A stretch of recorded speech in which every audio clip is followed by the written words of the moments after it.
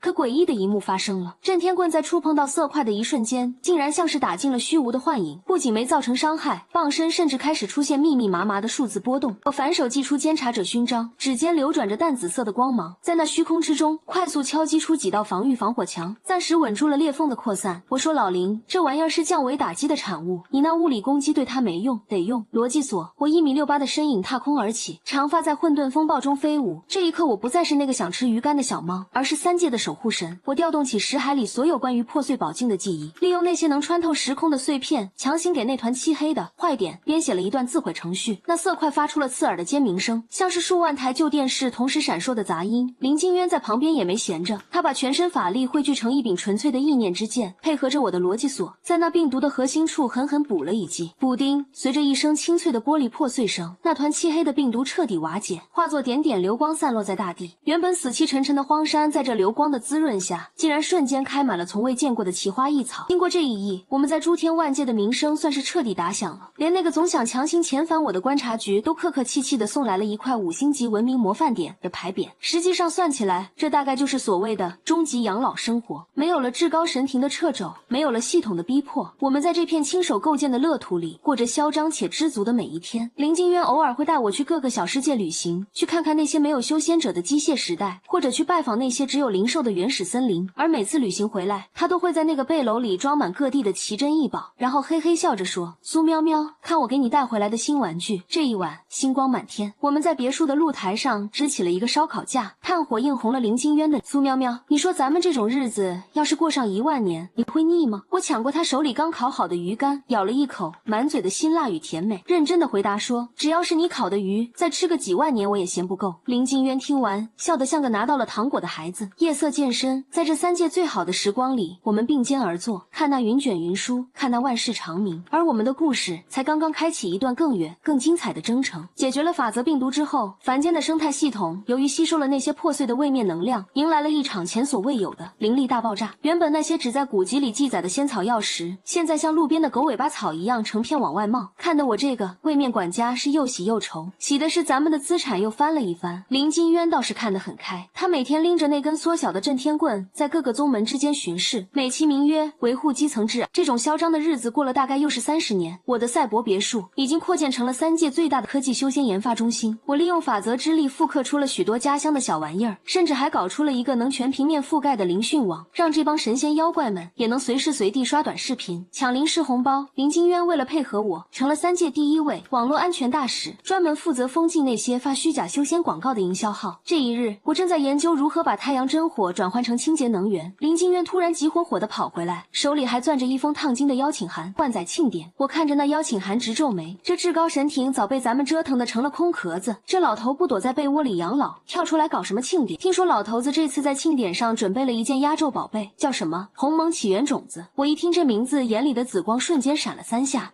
这可是监察者手册里记载的能进化位面等级的神物啊！既然人家诚心诚意的送礼，我们如果不去抢啊不，如果不去道贺，那魏民也太不给面子了。2人1狗，雷焰灵犬现在已经是3界顶级代驾，浩浩荡荡的重返天梭星门。这回天梭星门的守卫见了我们，那是腰弯的恨不得折断，口中齐声喊着恭迎神尊，恭迎首席。我看着这阵仗，心里感叹这世道果然还是拳头硬了才是硬道理。庆典验过3巡，那颗鸿蒙起源种子终于露了面，它被装在一个透明的冰晶匣子里，通体散发着一种让人灵魂战栗的原始气息。就在神帝准备发表那长达3小时的陈词滥调时，意外发生了，一道极其隐晦的黑影从宴会的死角暴起，速度快到连林金渊的破望针眼都慢了半拍。那黑影不是为了抢种子，而是为了直接捏碎它。我心里暗骂一声不好，这分明是那帮法则原教旨主义者想搞玉石俱焚，通过引爆种子来重启位面。那一刻，1.68米的我瞬间化作一道残影，付诸的控水神力在这一刻被我推演到了极致。我将方圆100里的时间流速震天棍化作1000万道虚影，瞬间将那黑影搅成了乱麻。但我知道种子的外壳已经出现了裂缝，那种狂暴的原始能量一旦泄露，这3界就得重回混沌。我咬了咬牙护法，接着整个人直接合身上前，用我那监察者的勋章强行吸收那股狂暴的能量。我感觉到身体快要被撑爆了，那是来自宇宙起源的压力。就在我意识开始模糊的时候，一只温热且有力的大手稳稳地贴在了我的背后。林金渊的声音在耳边响起，虽然低沉却带着不容置疑的力量。他说：苏喵喵，别怕，有我呢，你要是炸了，我陪你一起当尘埃，和我们2人之力。那股能量最终被强行安抚，并引导进了我的法则空间。风波平定后，神帝老儿直接吓得从龙椅上出溜了下来，满殿的神仙跪了一地。林金渊却看都不看他们一眼，只是紧张地抱着脱力的我，那表情比当年在后山丢了那只秃毛猫还要焦急。我虚弱地拍了拍他的脸，开玩笑说：老林，这回咱们是真的把这位面的根给拿捏住了。实际上算起来，这大概就是我们职业生涯的又一个里程碑。经此一役，至高神庭彻底成了咱们的下属机构，而我和林金渊则成了真正的位面双子星。我们在那荒山之上，利用起源种子的力量，造就了一个不再有等级歧视、不再有僵化天条的新世界。这一晚，我们依然在那赛博别墅里吃着火锅。林金渊看着窗外那流光溢彩的万家灯火，突然认真地对我说：苏喵喵，其实比起当神，我还是更喜欢当年那个在后山背着你满山跑着摘果子的少年。我看着他，心里最后那点漂泊感彻底烟消云散。我说我知道，所以我也还是那个只要有你在，就永远不担心会饿肚子的小麻烦精。自从那鸿蒙起源种子在我的识海里扎了根，我发现自己这1.68米的神躯不仅法力更上一层楼，甚至连直觉都精准的可怕。林金渊为了庆祝我们这次至高神庭灵元购的成功，特意在荒山后山开辟了一块巨大的露天烧烤场，还请了那群刚入职的妖怪们来当气氛组。这种嚣张且知足的日子大概又过了几年，凡间的位面等级因为那颗种子的存在，硬生生的从低魔世界跳级到了至尊位面，连吹过来的风都带着股高级的灵气味。林金渊这首席执行官当得愈发顺手，他把原本僵化的宗门比武改成了3界电竞联赛，让那帮精力过剩的剑修们在虚拟法则里打得昏天黑地，自己则稳坐解说席，叼着牙签指点江山。那股子腹黑劲儿看得我经常想在那张帅脸上掐一把。实际上算起来，距离我穿越成那只秃毛小病猫已经过去了快200年，岁月在我们脸上没留下半点痕迹，反倒是让我们这对位面双子星的默契达到了同步率100%。